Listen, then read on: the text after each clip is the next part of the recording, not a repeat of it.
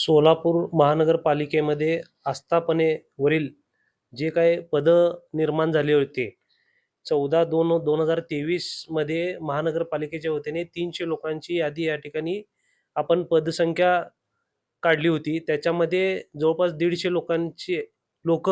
या ठिकाणी रुजू झाले व उर्वरित 130 लोक जे काही राहिले होते त्यांचं आस्थापनाची परत आपण शासनाची मान्यता घेण्यासाठी वर शासनाकडे पाठवलं होतं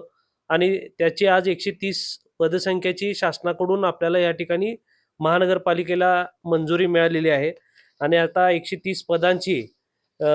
पदभरती या ठिकाणी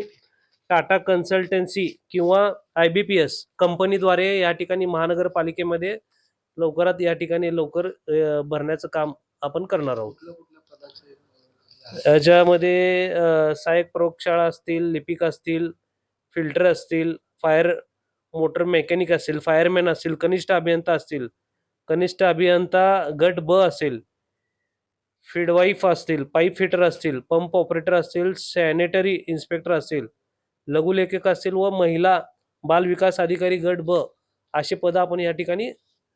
शासनाने भरण्यास मंजुरी दिलेली आहे. आता